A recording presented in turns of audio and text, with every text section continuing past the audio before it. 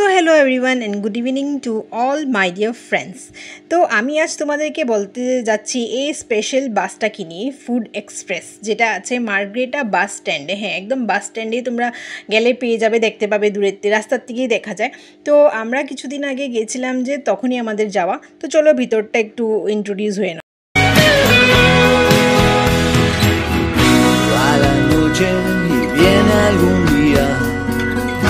Cuerpo tibio te exige medidas y el parpadeo no te deja mirar. Si te quedas, no vengas con listas, ni con medidas que corten las prisas. Este volteo se va a terminar.